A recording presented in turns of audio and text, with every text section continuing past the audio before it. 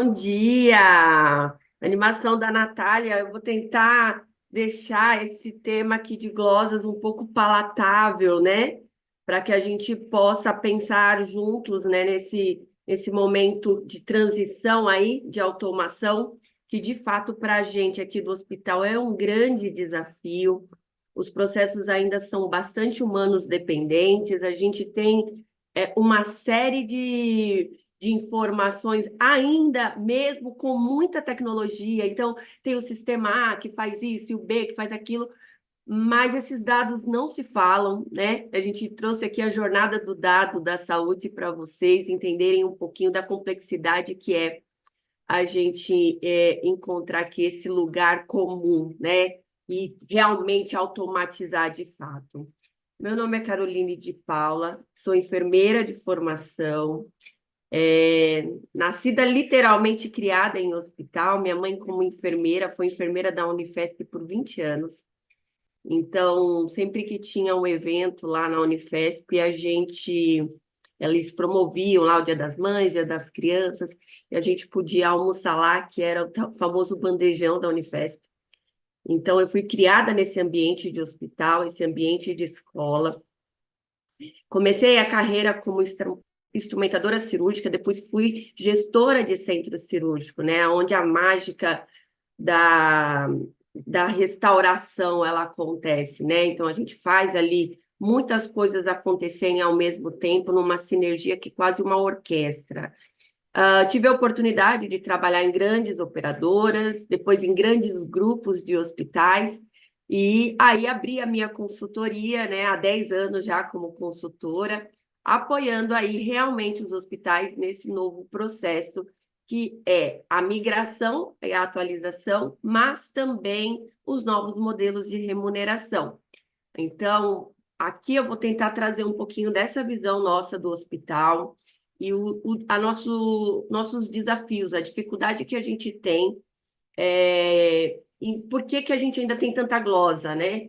Eu vi uma pesquisa que falava que 58 ponto bi de glosas no ano de 2024 é muito dinheiro. Quando a gente fala de ciclo da receita e todo o processo, todo o custo que tem um hospital, para a gente isso é, mesmo que depois a gente corrija esse processo, que a gente receba esse dinheiro, para a gente é um gap importante esse dinheiro no tempo. Eu quero falar um pouquinho para vocês exatamente aonde é que está, aonde estão alinhados e colocados e o que dá para a gente já fazer aí com o que a gente tem em casa e com as plataformas que a gente tem e com as plataformas de mercado também. Bora lá. Eu vou passar aqui o slide. Você só me fala se vocês estão. Eu passei o slide, tudo ok aí? Sim, a gente está vendo. Show de bola. Pessoal, para falar de glosas, nós precisamos falar sobre os reguladores da saúde, né? A gente começa aqui com o nosso grande guarda-chuva, que é o Ministério da Saúde. Depois nós temos a Anvisa, que faz a regulação dos hospitais, dos fabricantes, dos fornecedores, né, de materiais, medicamentos. Depois a gente tem a agência reguladora do Plano de Saúde, que é a ANS. Depois a gente tem ali os reguladores dos conselhos, médicos, de enfermeiro, farmácia e os dentistas também. O que que eu quero dizer com isso aqui? Eu quero dizer que cada indivíduo aqui, né, cada apresentado aqui, ele tem uma regra para seguir. E essa regra, ela vai se juntando a outra regra, ela não sobrepõe, né? Então, quando a gente fala aqui da saúde, do Ministério da Saúde, a gente faz parte, a saúde suplementar, ela faz parte do Ministério da Saúde, mas ela não é isolada. Então, a gente tem a parte de repasses, né, para a operadora, que são dados que são repassados.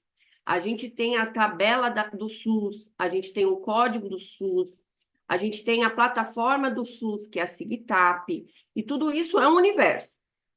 Quando a gente vem para a Anvisa, a gente tem ali a regulação do hospital e toda essa estrutura, e aí a gente também tem todo o universo da Anvisa. Por exemplo, nos materiais, os códigos Anvisa.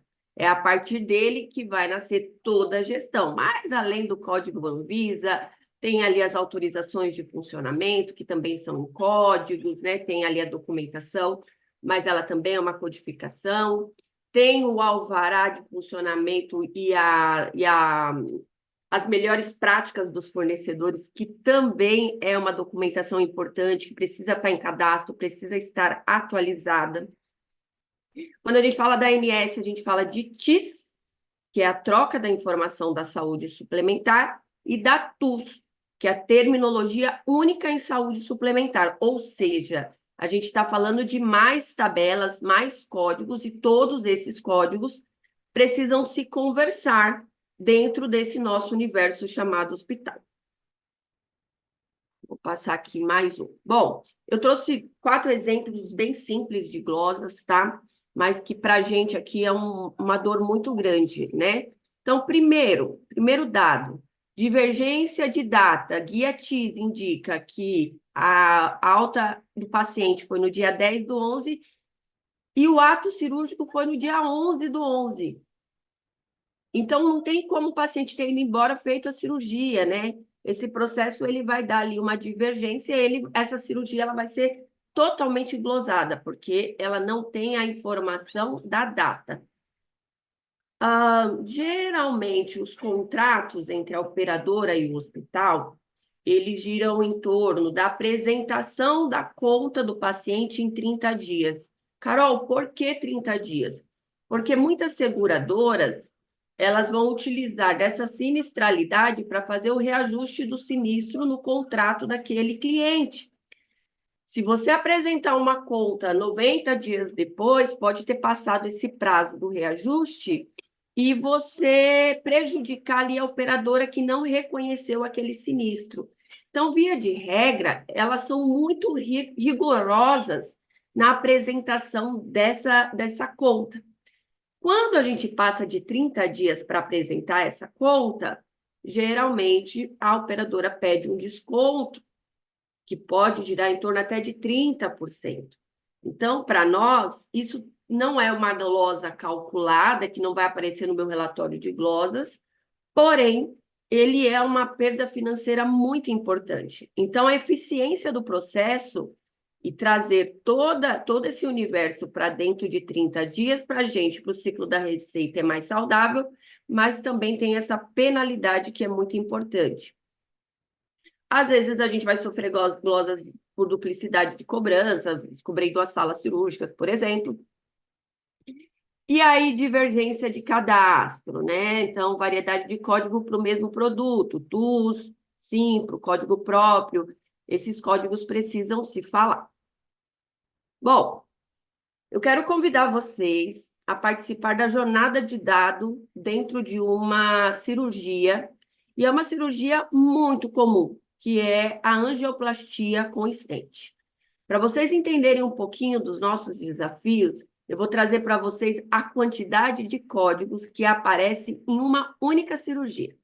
Bom, ele nasce ali de um pedido médico, né, uma necessidade cirúrgica.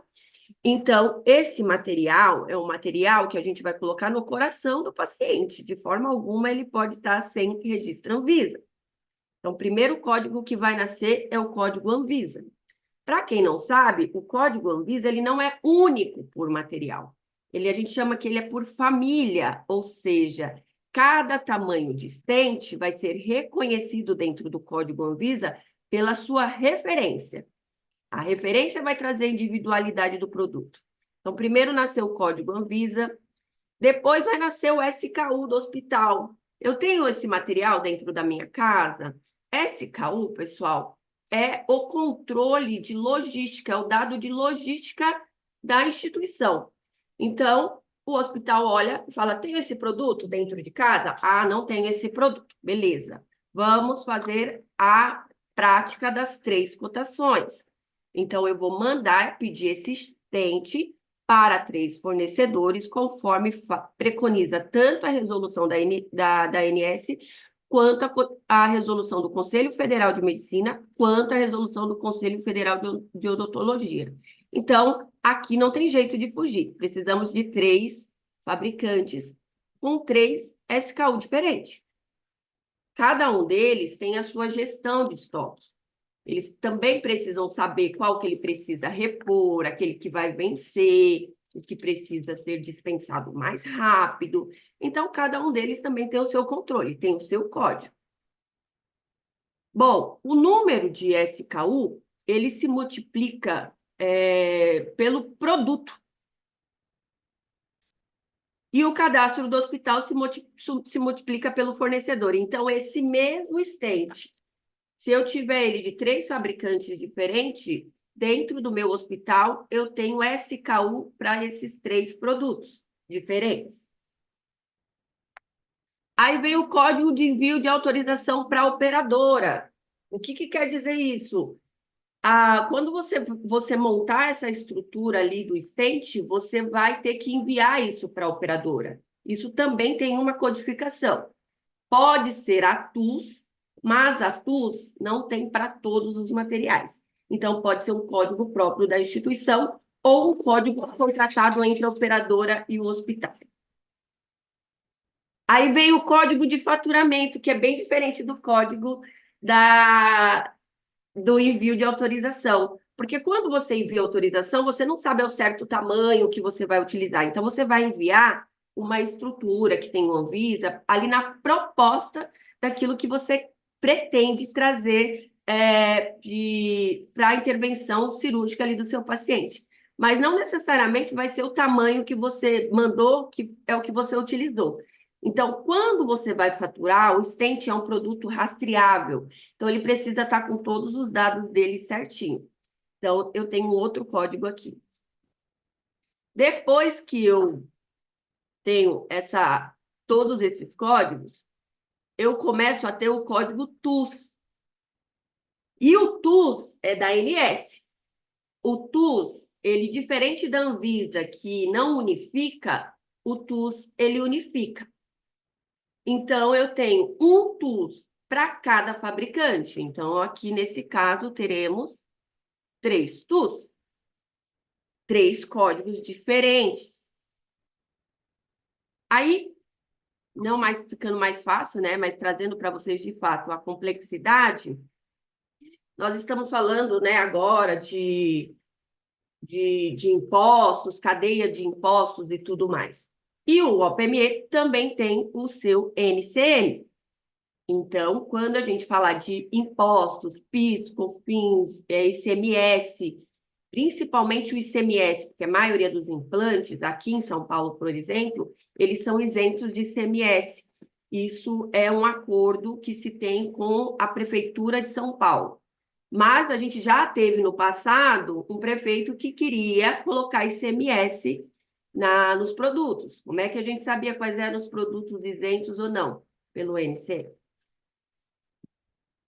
E depois, para ficar bem fácil a nossa vida, a nossa jornada, temos as tabelas próprias. A tabela própria, geralmente ela nasce do TUS do material. Aí falar, Carol, a gente já falou sobre TUS aqui, estou tranquila. Mas não é só isso. Nem todos os materiais têm TUS. Isso quer dizer que cada operadora pode, para um produto, ter um código diferente. Ou seja, o número de códigos se multiplica pelo número de operadoras credenciadas. Vamos pensar no exemplo bem fácil. Eu tenho 100 operadoras no meu hospital, todo aquele produto que não tem TUS, que de fato a Anvisa, a referência, não tem uma codificação TUS, a operadora pode ter o código próprio dela. Isso ajuda bastante no nosso dia a dia e lembrando lá do começo da história que eu falei para vocês que a gente tem 30 dias para fazer esse negócio acontecer.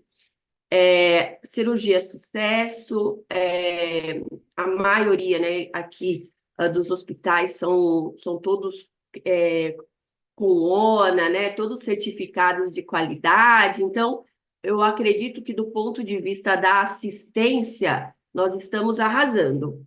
Do ponto de vista de processos, a gente precisa entender essa complexidade para saber como que a gente pode resolver esse problema, porque esse universo aqui que eu trouxe para vocês é o universo de uma cirurgia.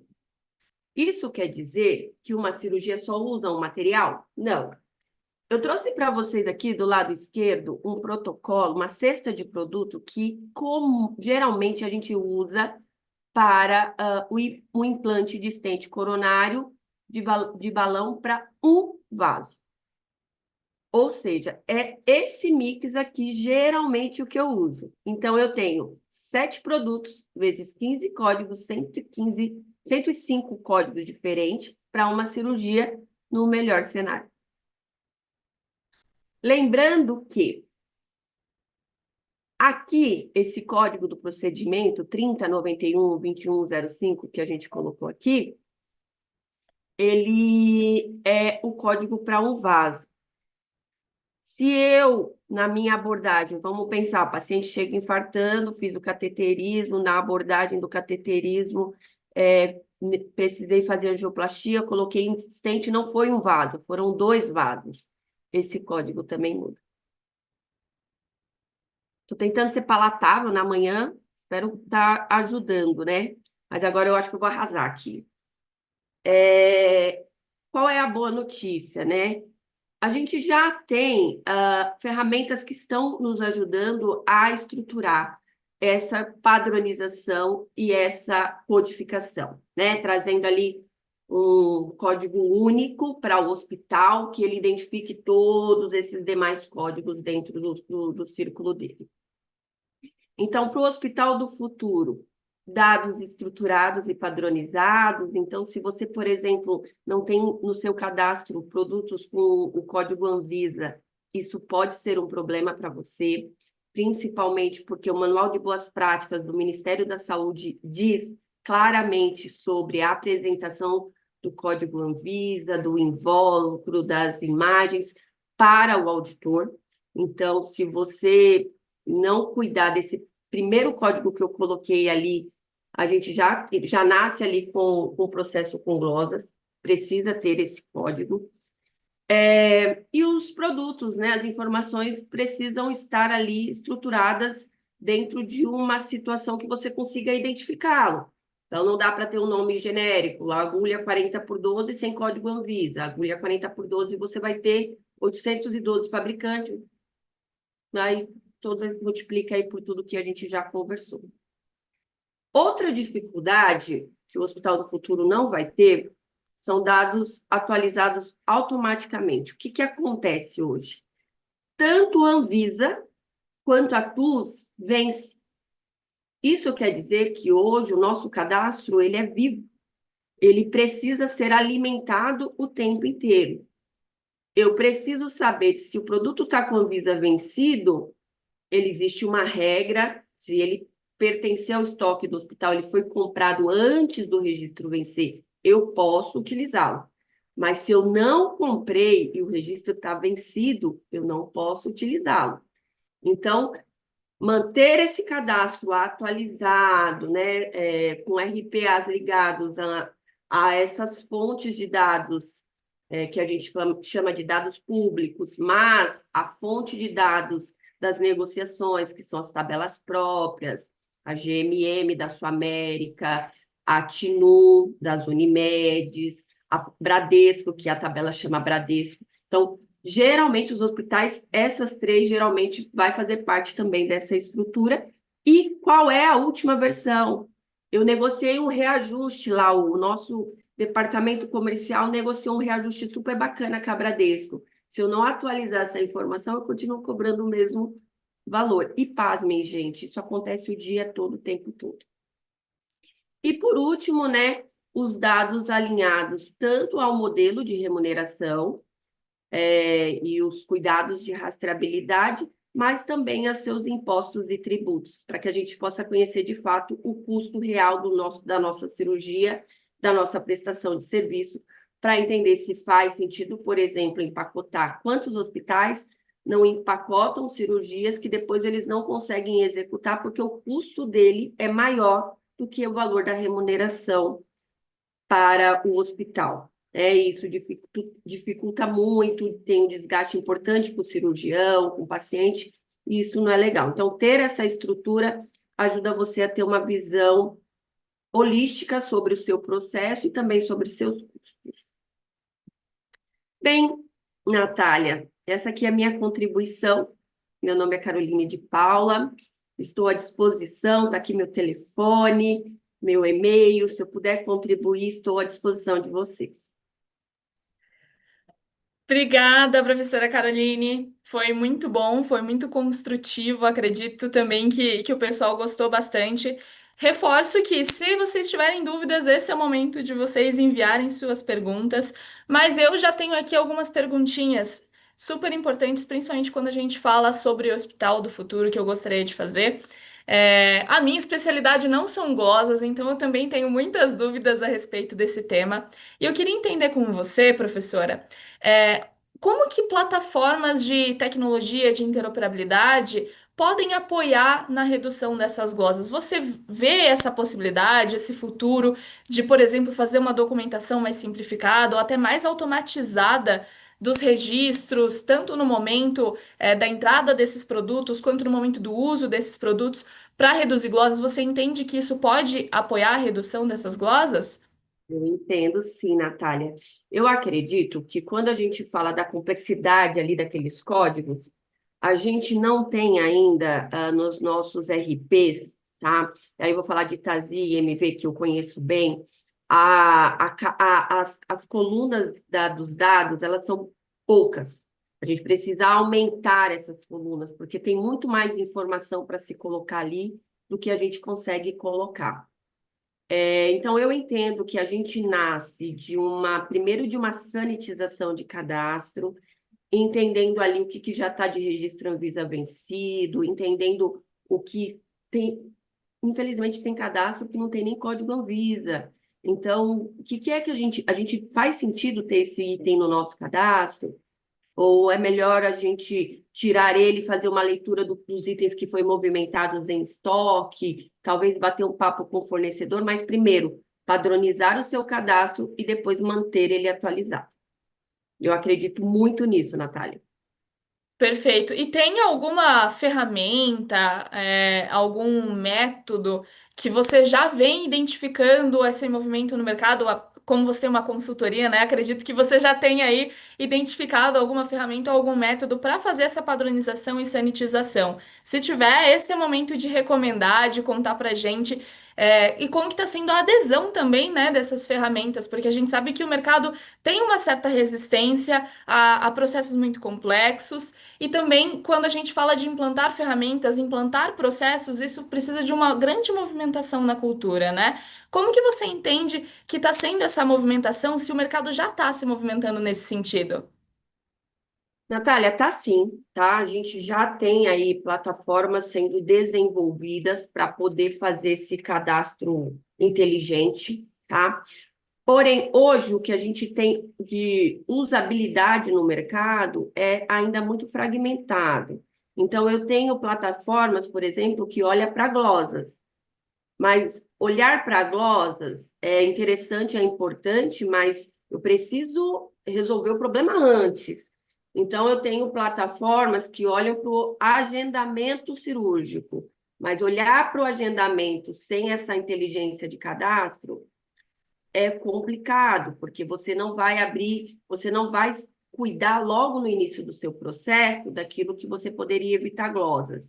O que eu entendo, sabe, Natália, é que existe, claro, uma resistência nossa do hospital muito grande de novas plataformas, porque a gente acaba tendo que colocar mais um login, mais uma senha, mais alguém conectado, mas, infelizmente, os modelos que a gente tem, ele não usa essa base de inteligência de cadastro. Então, vai precisar ter sim, e vai precisar colocar isso na nossa vida real, porque isso é literalmente uma das melhores oportunidades de ciclo de receita. Se você não tiver a glosa e você já receber esse valor quando você fizer sua prestação de serviço, é o melhor cenário. Maravilha. A gente acabou de receber uma pergunta, e essa é uma pergunta bem capciosa, porque quando a gente olha para o mercado, a gente está vendo uma grande movimentação em torno de inteligências artificiais. A gente sabe que a gente está bem nesse hype, no topo da crista das inteligências artificiais. Todo mundo quer usar inteligência artificial para tudo, aplicar em todos os momentos da vida, em todos os processos. Mas a gente sabe também que a inteligência artificial ainda tem as suas limitações e tem também a sua complexidade de adesão. E a pergunta que eu recebi foi: como que a IA ajudará em tudo isso? Se você vê a IA apoiando, não só hoje, mas no futuro, a redução de glosas e também a documentação dentro do ambiente hospitalar. Natália, de fato, a gente estamos na era digital de chat GPT, Gemini, mas por hora esses caras ainda não têm essa expertise de trazer toda essa complexidade. Eles não conseguem. Às vezes eu tenho uma pastinha aqui que eu falo treinando o seu robô. Não tem aquele do dragão?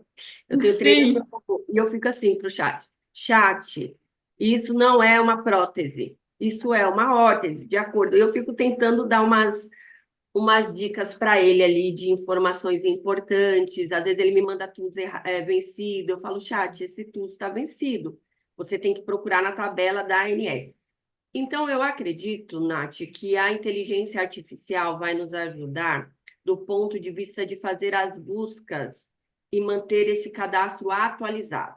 Então, por Certo. exemplo, você ter ali a IA buscando todos os dias lá na fonte da Anvisa, todos os itens Anvisa vencidos, todos os itens Anvisas que nasceram, que são novos, você já trazendo isso para dentro do seu cadastro, já padronizando no seu modelo, isso vai ajudar bastante para você não ser pego de surpresa ali na glosa. Ai, cadê? Qual que é o código? O código venceu. Então, eu penso que a IA ajuda muito nesse sentido de fazer as buscas em dados regulatórios. Sim, realmente.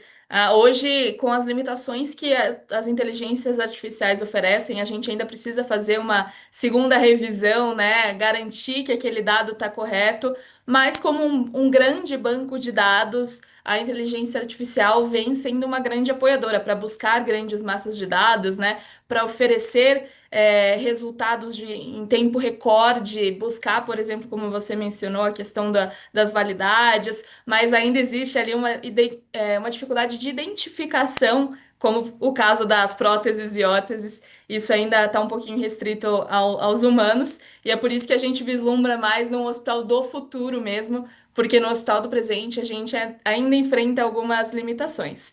Mas quanto a isso, eu também recebi uma pergunta, quando a gente fala de grandes massas de dados, a pergunta que eu recebi é: resolveremos o problema esse problema de transferir essas massas de dados, de identificar as massas de dados ou até documentar as informações, como, por exemplo, vencimentos, etc., com a digitalização e automação, ou esse problema pode ficar ainda mais complexo com a digitalização? Eu acho que a digitalização, não, mas eu acho que os dados em nuvem, sim. Eu acredito que a gente vai ter ali a oportunidade de criar esse grande padrão. Isso precisa ser personalizado, tá, Nath? A âncora que eu uso no meu hospital, mesmo sendo a mesma rede, não é a âncora que se usa no outro. Então, eu preciso padronizar o meu cadastro para o meu hospital. Diante desse padrão que vai fazer sentido para mim, que eu vou colocar os registros Anvisa, os códigos TUS, os códigos das tabelas próprias, e manter isso, essa massa de dados em nuvem, para poder alimentar os RP dos hospitais, eu acredito que isso, sim, no Hospital do Futuro vai ser muito mais fácil, porque hoje, para você entender, Nath, a gente na prática, tá? Isso aqui é a vida real. Sim. Hoje, no dia de hoje, no Hospital do Presente, Nath, a gente tenta abrir a tabela TUS, ela trava o nosso computador. Ela é tão pesada, que ela trava o computador. E aí você precisa pegar o código TUS para você mandar para você faturar a sua conta. Só que daí o seu computador trava. A gente tem uma limitação também dos dispositivos, né, dos equipamentos e dos Sim. recursos oferecidos quando a gente fala da saúde no Brasil, né? A gente tem muita discrepância, muita diferença de recurso oferecido e até mesmo quando a gente fala do tamanho do Brasil, as diferenças geográficas e os recursos que chegam a esses locais são muito discrepantes e causam esse tipo de problema, como, por exemplo, ter uma máquina que não consegue rodar alguns códigos, que não consegue abrir alguns sistemas. E essa é uma reclamação bem comum quando a gente fala de qualquer sistema, qualquer padronização. Inclusive, falando nisso, convido você e todo mundo que está assistindo também a assistir a palestra Integração Sem Limites, que vai ser oferecida pela Daniela Cisílio. Essa palestra vai falar um pouquinho sobre padronização de dados e formas simples de padronizar esses dados, além das barreiras dos equipamentos, por meio de dados em nuvem, como você mesma mencionou. Então, a gente vai ter ali um dia, nosso segundo dia, para falar bastante sobre a transcrição de dados, automatização desses dados. E falando aqui um pouco do ponto de vista do que eu venho vendo, afinal, a gente conversou com muitos palestrantes, né? A gente fez uma grande curadoria. A movimentação que a gente vem vendo é de uma transferência de dados que parte ali da digitalização desses documentos no momento da entrada desses equipamentos, no momento da entrada desses descartáveis, das próteses, de tudo que é utilizado no ambiente hospitalar. A partir dessa digitalização, a gente tem uma transcrição desses dados para sistemas, para ERPs, para centrais desses dados dentro do hospital, né? Em diferentes sistemas, porque hoje não existe uma padronização de sistemas na nossa cultura, principalmente aqui no Brasil, quando a gente fala de diferenças geográficas. E a partir daí também uma automatização desses dados e também de sugestões e busca por meio de ferramentas de inteligência artificial e machine learning. E, inclusive, muitas dessas perguntas elas são voltadas a isso, né? Quão perto a gente está desse destino do dado ele ser fluido, né? Ele não precisar mais passar por barreiras humanas, conferências humanas. A gente vai virar só uma dupla checagem e aplicar a prática desse faturamento, aplicar a prática dessa documentação, enquanto o dado ele faz o caminho dele de forma autônoma. E pensando nisso, a gente tem também aqui uma pergunta que é: você acredita que daqui a 10 anos a gente ainda vai ter glosas, pensando que a gente pode chegar até essa fluidez de dados? Quão perto você acha que a gente está dessa fluidez de dados? Ah, eu sou otimista, Nath. Eu acredito, eu acho que você foi perfeita cirúrgica no fluxo que você deu aí do processo dessa automação na saúde, né? A gente nasce ali da informação que ainda está no papel, né? No dia de hoje ainda tem muita coisa Sim. no papel. Esses papéis precisam virar dados e esses dados precisam fluir. Eu acredito que nós teremos discussões mais saudáveis do ponto de vista de glosas administrativas, não mais, porque o processo, esse dado vai fluir. É que às vezes Uhum. é complexo a gente trazer as complexidades e os desafios dentro do hospital, né? Sim. Eu acredito que os novos modelos de remuneração, Nath, vão ajudar também a trazer essa visão. E eu acho que a gente vai ter discussões mais saudáveis do ponto de vista de desfechos clínicos. E aí, amiga, se você estiver me perguntando se essa discussão vai gerar alguma penalização, tudo mais, eu acredito que vai existir ali no contrato algum acordo do tipo, se a gente evoluir nesse padrão ouro aqui da assistência, isso aqui você pode ser melhor remunerado. Então, acho que o Hospital do Futuro, ele é o hospital que vai discutir mais desfecho, e não mais glosas Maravilha. administrativas. É exatamente essa visão que a gente também tem aqui internamente, falando do ambiente da Kernet, que a glosa administrativa está com seus dias contados e a gente está trabalhando para a redução delas. E aí a gente gera uma nova discussão que atrela, os desfechos clínicos e também a saúde de valor, que também é uma das pautas que a gente vai trazer aqui para a Semana Hospital do Futuro. Que aí a gente se aprofunda um pouquinho mais, né? Não é só a tecnologia, mas a gente também tem que trazer boas práticas, grandes mudanças de cultura e pensar também no desenvolvimento pessoal desses profissionais na saúde, e também na atualização, porque a gente sabe que quando a gente olha para o mercado externo, ele geralmente está muito mais preparado e mais adiantado do que a gente, quando a gente fala de boas práticas, de inovações, de novos procedimentos, de novos medicamentos. Então, quando a gente fala de desfecho, ainda tem uma trilha que talvez seja um pouco mais longa. Mas agradeço muito a sua participação, Carol. Acho que foi literalmente uma aula, não só para mim, mas também para quem está assistindo e que acordou cedinho para te acompanhar, porque tinha gente logada aqui já 8h30 da manhã, já tinha gente esperando para te assistir. Eu espero que a gente se fale novamente. Eu espero ter você no Hospital do Futuro 2026 e eu espero que na nossa próxima conversa a gente já tenha se aproximado um pouquinho mais do final das glosas administrativas e que a gente tenha que começar a olhar mais para os desfechos clínicos, caminhar mais nesse sentido. Obrigada, Carol, e deixo com você, se você quiser encerrar, finalizar. Eu estou muito grata por ter tido a sua presença aqui. Nath, foi um prazer enorme. Eu quero agradecer todo o corpo de apoio que eu tive desde o começo, desde o convite. Vocês são incríveis. Muito obrigada pela oportunidade, estar com vocês e ver o cuidado. A gente tratou ali temas de tecnologia ali nos bastidores e são pessoas Sim, competentes que estão muito comprometidas com o projeto.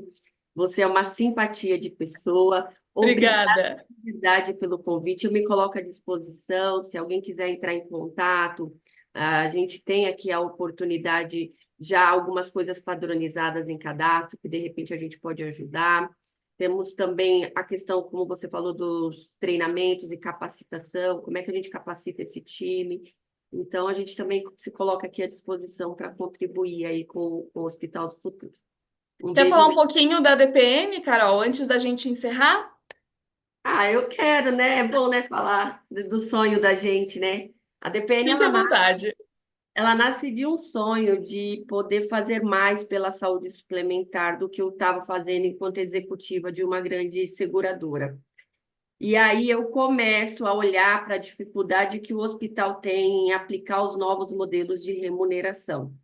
E isso está muito ligado realmente ao que você trouxe, algumas discussões um pouquinho mais profundas, né? Algumas mudanças de padrões. Então, a DPN, ela hoje é uma consultoria especializada em dados, em cadastro. Nós temos, inclusive, plataforma para isso. Ajudamos os hospitais a criar, por exemplo, cestas de produtos com os OPMEs, que é o que dificulta bastante ali na hora de criar os novos modelos de remuneração. Apoiamos nas negociações e também fazemos treinamentos. Obrigada pelo espaço, Nath.